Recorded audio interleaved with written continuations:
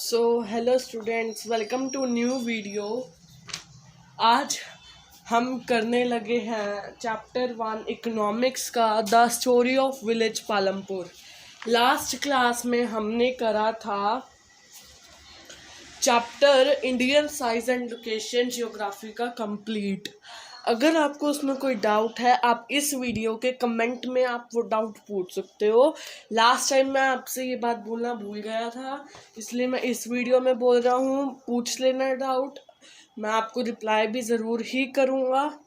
ठीक है, तो आज हम स्टार्ट करते हैं चैप्टर से, the story of village Palampur. ठीक है, तो ये है हमारी book the story of village Palampur, ये बुक है हमारी। तो अब क्या है, सबसे पहले मैं आपको जो चीज बताने वाला हूँ वो मेन चीज है कि पालमपुर जो है वो एक रियल विलेज नहीं है, नॉट रियल विलेज। ये सिर्फ एक इमेजिनरी विलेज है।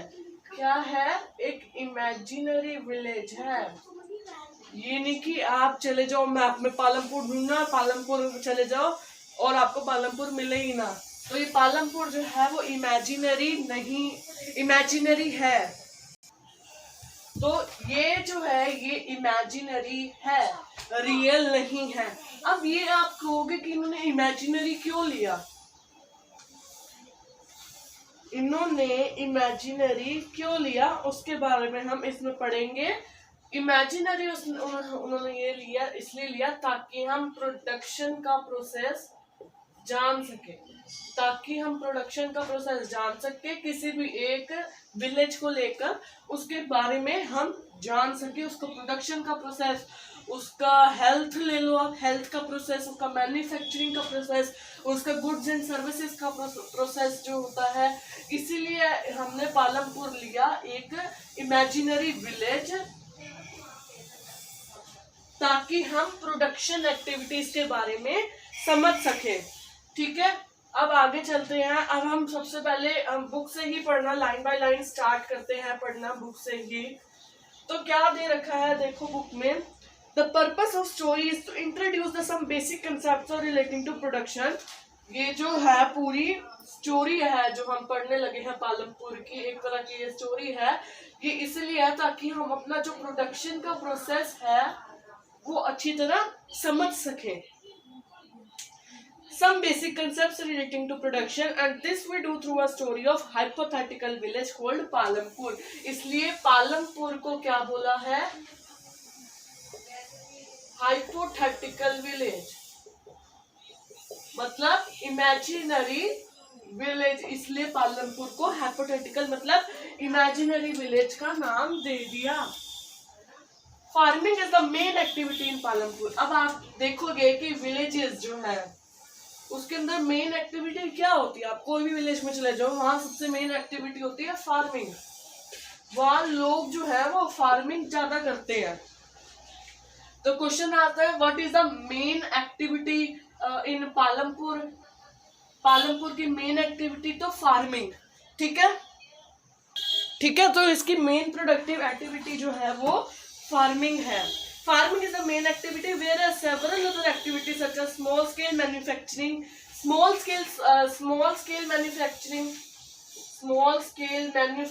मतलब मैन्युफैक्चरिंग। ठीक है, स्मॉल स्केल मैन्युफैक्चरिंग मतलब कि छोटी सी जगह पे हम मैन्युफैक्चर कर रहे हैं कोई चीज हम बना रहे हैं रॉ मटेरियल से, है ना, उसे हम मैन्युफैक्चरिंग बोलते हैं। और डेयरी, ट्रांसपोर्ट एक्सेट्रा, डेयरी होती है ना, और ट्रांसपोर्ट। तो ये सारी कैसी एक्टिविटीज है? स्मॉल स्केल है एक तो, और ये सारी जो है वो फार्मिंग के अलावा यहाँ पे एक्टिविटीज है। अब देखो विलेज है, तो विलेज से अगर हम फार्मिंग कर रहे हैं, फार्मिंग से हमें कुछ मिल रहा है वहां से, तो हम उसको ट्रांसपोर्ट के द्वारा तो एक जगह से दूसरी जगह पे हम उसको ट्रांसफर कर सकते हैं ना। are carried out on limited scale.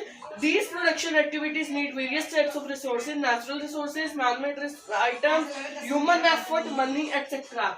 अब इन सब चीजों को करने के लिए, मैन्युफैक्चरिंग को करने के लिए, ट्रांसपोर्टेशन चीज को करने के लिए, मेन जो है हमारी प्रोडक्शन को करने के लिए हमें क्या क्या चाहिए होता है? प्रोडक्शन को करने के लिए हमें एक तो मनी चाहिए होती है, मेन चीज मनी है ना।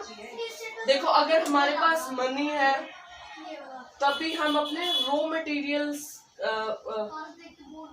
मटेरियल्स हम अपने लिए खरीद सकते हैं। जैसे अगर हमने एक पेंसिल बनानी है तो पेंसिल के लिए हमारा रॉ मटेरियल क्या होगा? पेंसिल के लिए हमारा रॉ मटेरियल होगा हमारी वुड। हमने कोई बैग बनाना है तो बैग के लिए रॉ मटेरियल होगा जूट। तो इन सब चीजों, ये क्या चीजें हैं? ये सारी नेचुरल चीजें हैं। तो क्या क्या चाहिए होता है हमें इन सबको खरीदने के लिए? नेचुरल रिसोर्सेस चाहिए होते हैं। नेचुरल रिसोर्सेस और क्या क्या दे रखा है यहाँ पे हमें? मैन मेड आइटम्स चाहिए होती है और ह्यूमंस का एफर्ट चाहिए होता है। मेन ह्यूमन एफर्ट मतलब कि अनएजुकेटेड होते हैं, कुछ एजुकेटेड होते हैं, कुछ स्किल होते हैं, कोई अनस्किल। तो ह्यूमंस का एफर्ट होना चाहिए उसके अंदर, ह्यूमंस की नॉलेज होनी चाहिए, ह्यूमंस की स्किल होनी चाहिए। तो इस वजह इसकी हेल्प से हम अपनी प्रोडक्शन को अच्छा बना सकते हैं। और मेन चीज तो मैंने आपको बताया था, मनी। रॉ मटेरियल को खरीदने के लिए हमारे पास मनी होनी चाहिए, रॉ मटेरियल को खरीदने के लिए। ठीक है, आगे क्या दे रहे हैं? As we read through the story of Palampur we will learn how various resources combine to produce the desired goods and services in the village. तो इस पूरी स्टोरी में हम यही चीज़ पढ़ने लगे हैं कि रिसोर्सेज से हम अपने गुड्स कैसे बनाएं और हम उसकी सर्विसेज कैसे करें। ठीक है, तो अब हम इंट्रोडक्शन पार्ट पे आते हैं। हमारे जो पालमपुर का चैप्टर है, पहले हम पालमपुर के बारे में ही पढ़ते हैं। पालमपुर आखिर एक तो हमें पता ही है विलेज है। ठीक है, इंट्रोडक्शन पार्ट पहले हम पढ़ते हैं। इस इंट्रोडक्शन पार्ट में बहुत सारे कुछ चीजें जो हमारे एमसीक्यूज में आ सकती है। जैसे हम पिछली बार में हमने एमसीक्यूज किए थे, इस बार भी हम एमसीक्यू करेंगे। तो क्या है? Palampur is well connected with neighbouring villages and towns. Palampur जो है वो क्या है? एक वेल कनेक्टेड विलेज है, मतलब वो हर टाउन्स और सिटी से क्या है? कनेक्ट है, क्योंकि ये प्रोडक्शन करते हैं तो ये बाहर सामान बेचते हैं, तो ये कनेक्ट ही हुए ना एक जगह, एक तरह से। जैसे कौन सी सिटीज का नाम दे रखा है यहाँ पे इन्होंने? Raiganj a big village. Raiganj a big village एक बहुत बड़ा विलेज है जो क्या है? 3 किलोमीटर दूर है। 3 किलोमीटर फ्रॉम पालमपुर। पालमपुर से इतना दूर है। ये आ सकता है, कितनी दूर है? ठीक है, और ये आ सकता है कौन सा है? और एक और विलेज है Raiganj and further on the two nearest small town of Shahpur. एक स्मॉल टाउन भी है वेल कनेक्टेड, स्मॉल टाउन है कौन सा? शाहपुर। ठीक है, तो अगर वो पूछेंगे कौन से 2 वेल कनेक्टेड विलेजेस हैं पालमपुर से, पालमपुर के साथ, तो हमने लिखना है रायगंज और शाहपुर, जो 2 विलेजेस हैं। और पूछ सकते हैं कि रायगंज कितने किलोमीटर दूर है पालमपुर से? तो 3 किलोमीटर का रास्ता है। और क्या दे रखा है? Many kinds of transport are visible on this road starting from bullock cart, tonga, bogeys, cart drawn by buffaloes loaded with jaggery and other commodities to motor vehicle like motor jeeps, tractors and trucks। यहाँ पे अलग अलग तरह के जो है क्या है? ट्रांसपोर्ट के व्हीकल्स हैं जो हमें रोड्स पे दिखते हैं। तो ये इन सब के नेम दे रखे हैं यहाँ पे। This village has about 450 families belonging to several different castes। अब क्या है? इस विलेज की टोटल 450 फैमिलीज है। इस विलेज की टोटल जो है वो 450 फैमिलीज हैं। पूछ सकते हैं कि पालमपुर की कितनी फैमिलीज हैं? पालमपुर की 450 फैमिलीज है बिलोंगिंग टू डिफरेंट कास्ट। ये क्या है, डिफरेंट कास्ट को बिलोंग करती है, डिफरेंट कास्ट को बिलोंग करती है।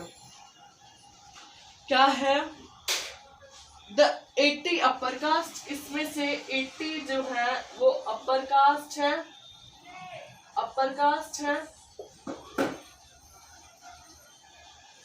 ऑन द मेजोरिटी लैंड, इनके पास क्या है, सबसे मेजोरिटी लैंड है, मतलब इनके पास बहुत बड़ा क्या है, लैंड है, इनके पास ज्यादा लैंड अपर कास्ट लोगों के पास ही है, क्योंकि इनके पास पैसे हैं तो इन्होंने बहुत सारा लैंड खरीदा हुआ है। Their houses of them quite large are made of brick, इनके जो हाउसेस हैं वो किससे बने हैं, ब्रिक से बने हुए हैं, और बहुत ही लार्ज हाउसेस है, बहुत बड़े हाउसेस हैं इनके,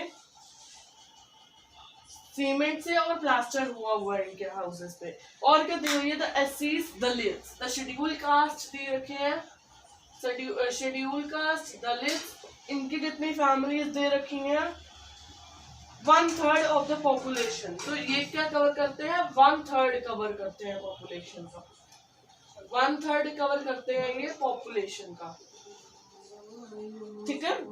और and live in one corner, एक ही कॉर्नर पे रहते हैं ये, एक ही कॉर्नर पे, मतलब जैसे आपने देखा होगा कि ये एरिया है, यहाँ पे पर कास्ट लोग रहते हैं, तो इनका जो शेड्यूल कास्ट होगा इनसे साइड साइड पे ही होगा इनका एरिया, वो अब कभी अपने बीच में नहीं लेके आएंगे। तो ये शेड्यूल कास्ट का क्या होगा, ये साइड एरिया, ये कॉर्नर एरिया हमेशा इनको दिया जाता है। और क्या बोल रहे हैं, उनके स्मॉल हाउसेस होते हैं, उनके स्मॉल हाउसेस होते हैं किस किस से बने होते हैं, मड और स्ट्रो से, मड से बने होते हैं और स्ट्रो से बने होते हैं।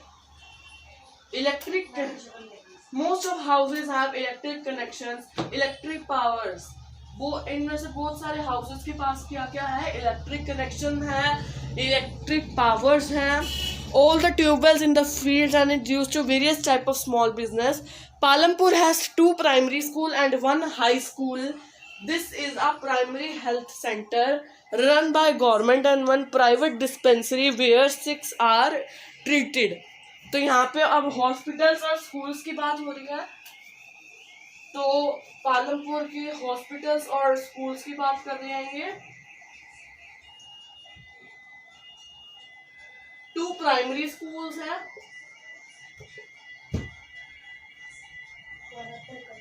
2 प्राइमरी स्कूल्स हैं और एक हेल्थ, प्राइमरी हेल्थ सेंटर है, सॉरी स्कूल्स की बात हो रही है ना, और एंड एक हाई स्कूल है, 1 हाई स्कूल है। अब आपको पता ही है एक छोटे से विलेज में इतने स्कूल होंगे क्योंकि पॉपुलेशन कम होंगे, देखो आप 452 फैमिलीज ही है सिर्फ, तो स्कूल भी अभी कम ही है इसमें। और हेल्थ सेंटर की बात करें तो एक प्राइमरी हेल्थ सेंटर है, एक प्राइमरी हेल्थ सेंटर है जो गवर्नमेंट रन करती है ना, नहीं private health centre run by government, हाँ primary health centre government run करती है।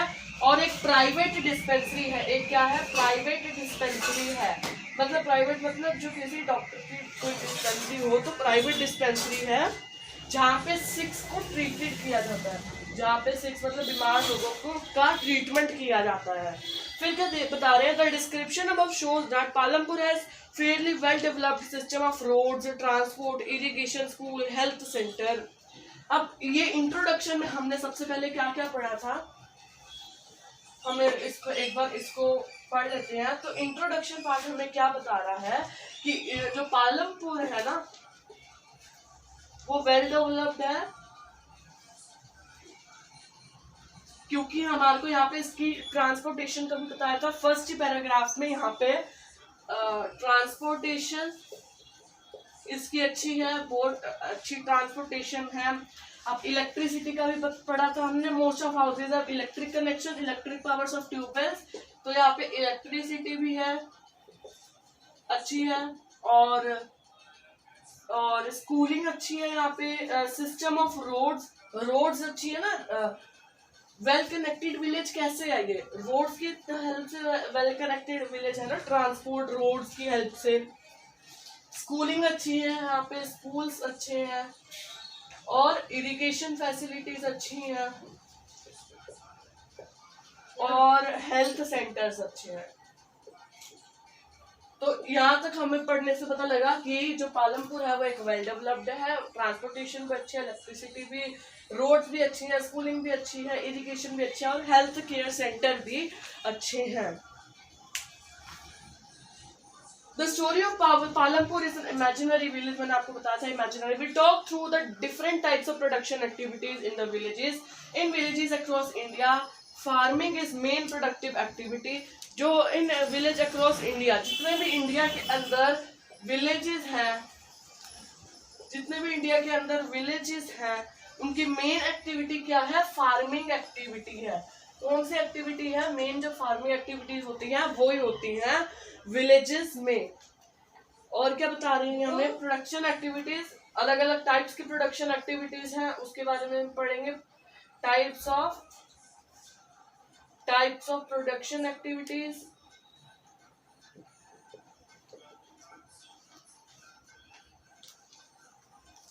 ठीक है, is the main productive activity. The other production activities refer to non farming activities. अब एक होती है फार्मिंग एक्टिविटीज, एक होती है non farming activities. Farming activities जिसमें एग्रीकल्चर बेस्ड होता है, नॉन फार्मिंग एक्टिविटीज जिसमें हमने पढ़ा था क्या? नॉन फार्मिंग एक्टिविटीज, इसमें हमने पढ़ा था जैसे transportation, manufacturing, small scale manufacturing. एक होती है कि पूरी इंडस्ट्री होती है, ये स्मॉल स्केल मतलब हम अपने घर में ही कुछ बना के उसको बेच रहे हैं। ट्रांसपोर्ट, ये भी एक तरह की नॉन फार्मिंग है। जो मतलब फार्मिंग नहीं है एक्टिविटीज, वो नॉन फार्मिंग एक्टिविटीज है। डेयरी एक्टिविटीज एंड और भी चीजें दी हुई है यहाँ पे।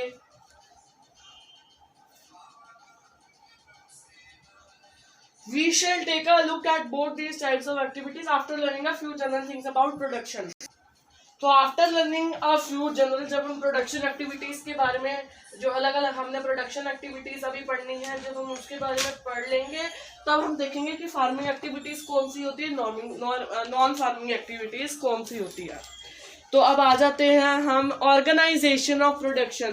प्रोडक्शन को ऑर्गेनाइज किस वे में किया गया? The aim of production is to produce good and services that we want. अब प्रोडक्शन का एम क्या होता है? प्रोडक्शन का मेन एम होता है कि वो गुड्स को मैन्युफैक्चर करे। गुड्स मतलब कि जो चीजें हमें अपनी डेली कंजम्पशन में चाहिए होती हैं वो गुड्स होते हैं गुड्स, और उनकी सर्विसेज अच्छी होनी चाहिए, ठीक है। वो पहुंचाएंगे कैसे? उनकी सर्विसेज अच्छी होनी चाहिए ना। There are 4 requirements of production of goods and services.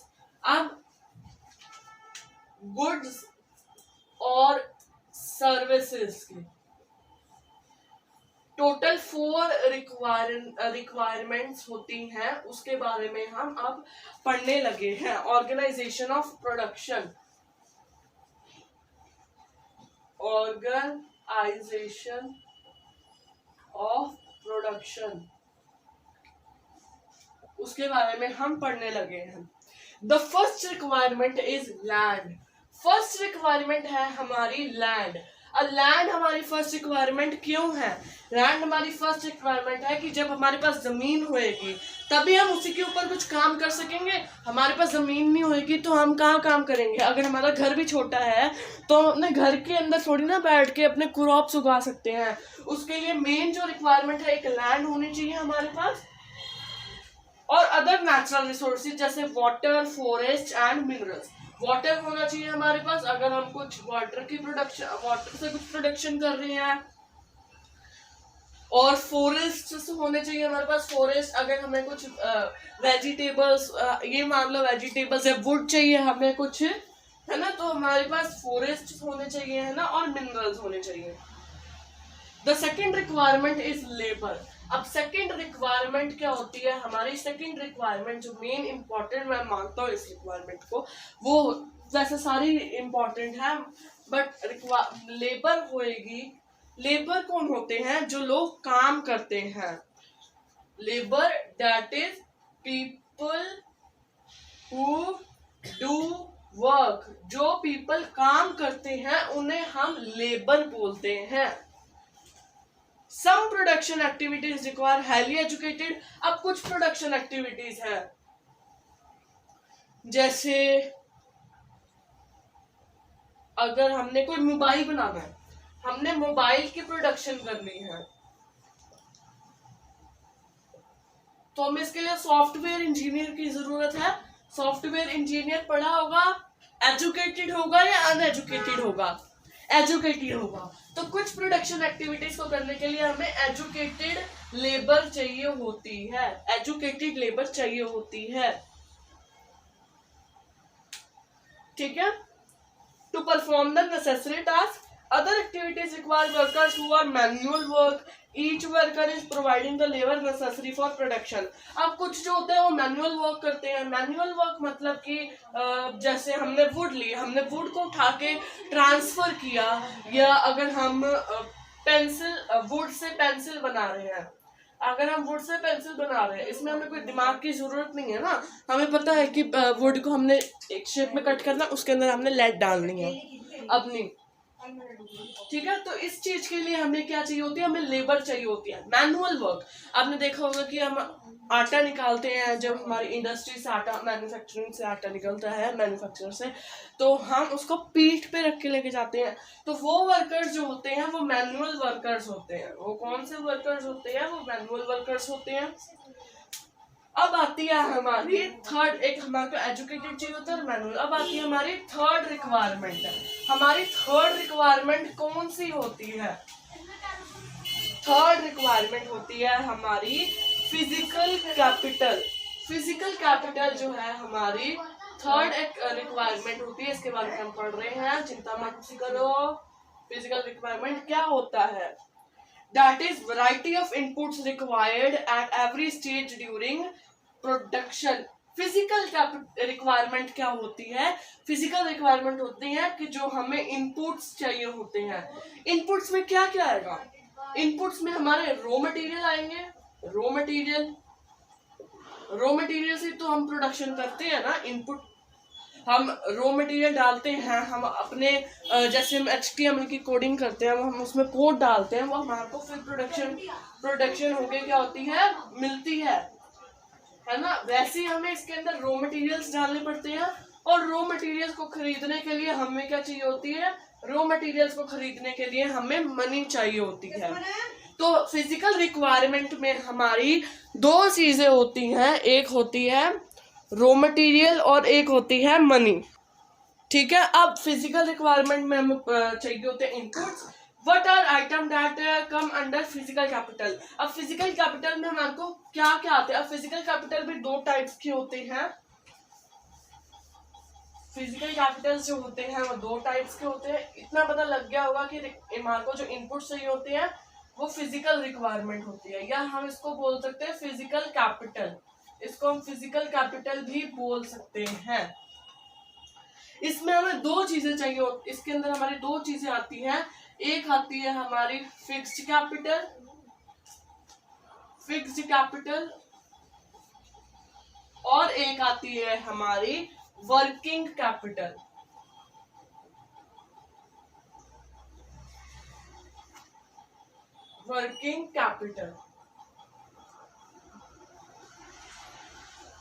अब फिक्स्ड कैपिटल क्या होती है? फिक्स्ड कैपिटल में आती है हमारी टूल्स, मशीन्स। फिक्स्ड कैपिटल में आती है हमारी tools, machines. Range from very simple tools such as farmers plough. अब क्या होता है? टूल्स, मशीन्स और बिल्डिंग्स चाहिए होती है। हमें कुछ काम करना है तो हमें उसके लिए लैंड चाहिए, बिल्डिंग लैंड मान लो आप इसको। तो क्या है? Tools and machines range from very simple tools such as farmers plough. अब अलग अलग टूल्स होते हैं। एक होता है सिंपल टूल। सिंपल टूल कौन से होते हैं? जो फार्मर का प्लो होता है, प्लो होता है, उसे हम सिंपल टूल बोलते हैं। To sophisticated machine such as generators, turbines, computer etcetera से एक सोफिस्टिकेटेड मशीन चाहिए होती हैं।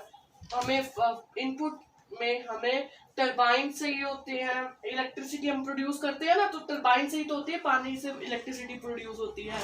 और जनरेटर चाहिए होते हैं, और कंप्यूटर्स चाहिए होते हैं इनपुट के लिए हमें, ठीक है ना। तो ये सब चीजें हमें फिक्स्ड कैपिटल में चाहिए होती हैं। कौन सी? Tools, machines, buildings. और टूल्स और मशीन्स, टूल्स जो होते हैं वो सिंपल टूल्स जैसे फार्मर का प्लो हो गया, मशीन्स में हमारे कंप्यूटर आ गए, जनरेटर्स आ गए और टरबाइन्स आ गए, ठीक है। अब हम बात करते हैं वर्किंग कैपिटल। वर्किंग कैपिटल, अब वर्किंग कैपिटल क्या होता है? वर्किंग कैपिटल क्या होता है? Raw materials and money in hand. हमारे हैंड के अंदर रॉ मटेरियल होना चाहिए और मनी होनी चाहिए। रॉ मटेरियल होना चाहिए और मनी होनी चाहिए। ये दो चीजें हैं हमारे पास, हमारी प्रोडक्शन जो है वो हो सकती है। कैसे हो सकती है? रॉ मटेरियल, मैंने आपको पहले भी एग्जांपल दिया था वुड का। वुड को खरीदने के लिए क्या चाहिए? मनी चाहिए। तो मुझे कहीं बाहर जाना पड़ गया था, इसलिए मैंने आके वीडियो बोर्ड पे कंटिन्यू नहीं करी, इसलिए मैं अभी वीडियो कंटिन्यू कर रहा हूँ। हमने पढ़ा था, लास्ट हम पढ़ रहे थे कि हमें क्या चाहिए, वर्किंग कैपिटल होता है हमारा एक पार्ट वर्किंग कैपिटल का। तो वर्किंग कैपिटल में हमें क्या चाहिए होता है? रॉ मटेरियल्स चाहिए होते हैं और मनी चाहिए होती है। ये पार्ट मैं पहले समझा चुका हूँ और इसका एग्जाम्पल भी मैं समझा चुका हूँ, ठीक है। अब आगे समझते हैं आज हम।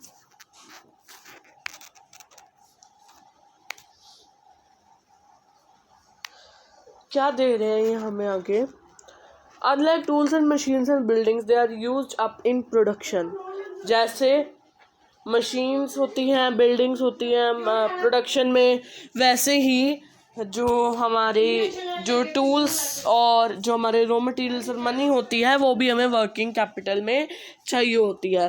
द फोर्थ रिक्वायरमेंट टू, एक जो हमारी जो अब हम पढ़ने लगे हैं जिसके बारे में, जो हमारी है फोर्थ रिक्वायरमेंट, हमारी फोर्थ रिक्वायरमेंट क्या है? हमारी फोर्थ रिक्वायरमेंट है नॉलेज एंड एंटरप्राइज। हमारी मेन जो फोर्थ रिक्वायरमेंट है वो नॉलेज है।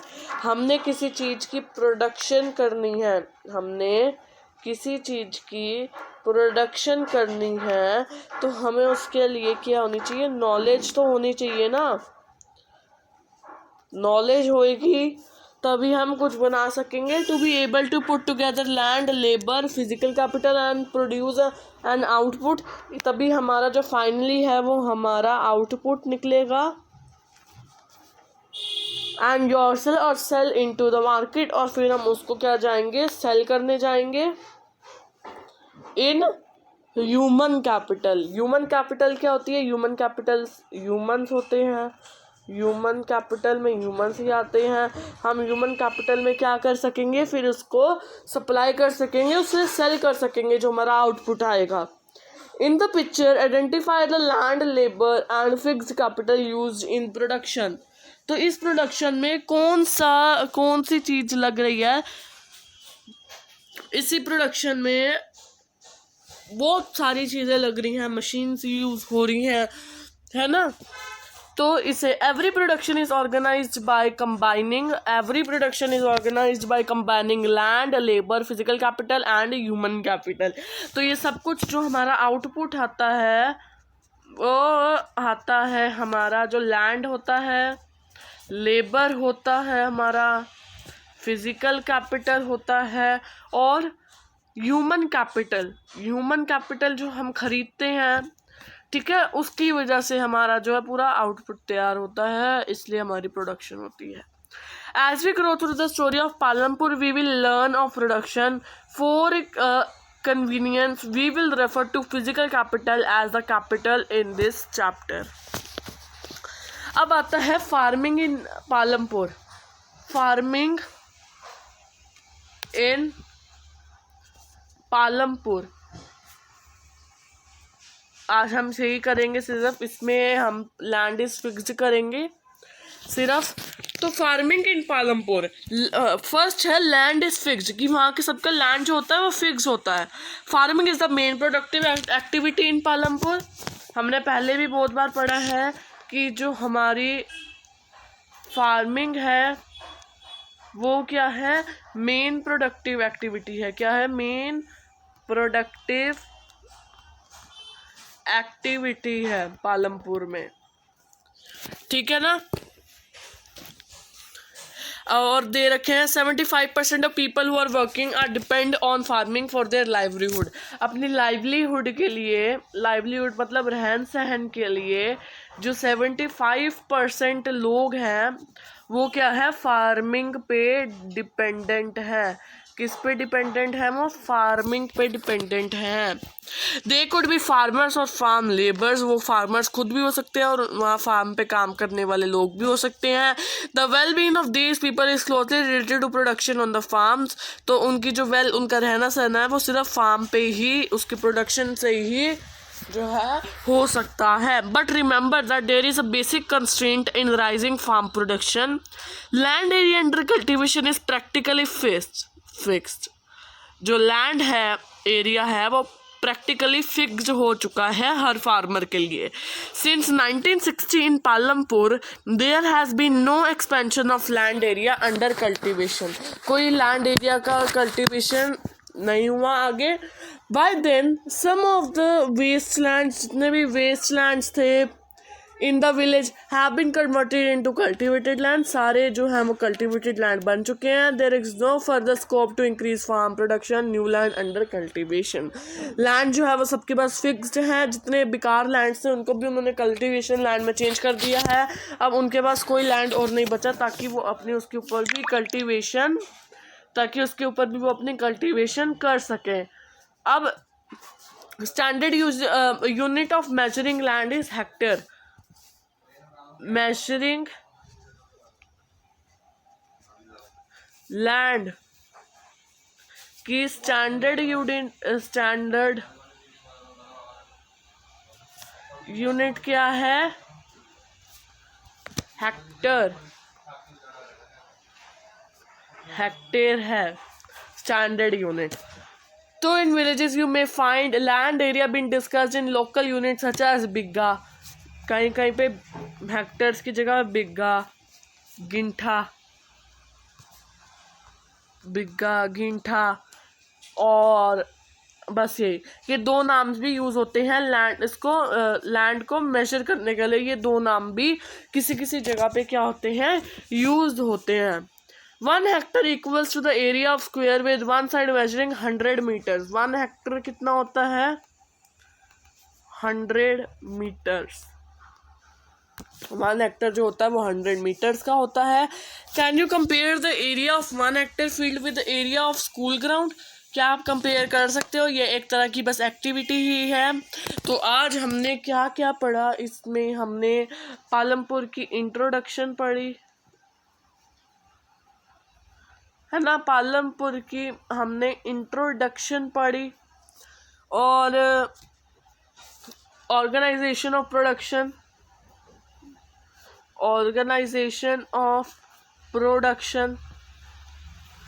और हमने लैंड इज फिक्स्ड पढ़ लिया, समझ भी लिया। इसके डाउट्स और जो इंडियन साइज एंड लोकेशन के डाउट्स हैं आप मेरे को कमेंट में पूछ सकते हो। तो वीडियो को लाइक करना, सब्सक्राइब करना, चैनल को शेयर करना हमारी वीडियोस को, और कमेंट तो आपको पता ही है, रोज की ड्यूटी है आपकी, ठीक है। तो अब हम कल से स्टार्ट करेंगे। Is there a way one can grow more from the same land. क्या ऐसा कोई वे है कि एक जो इंसान है वो और ग्रो कर सके एक ही सेम लैंड पर, ये हम कल डिस्कस करेंगे। सो बाय।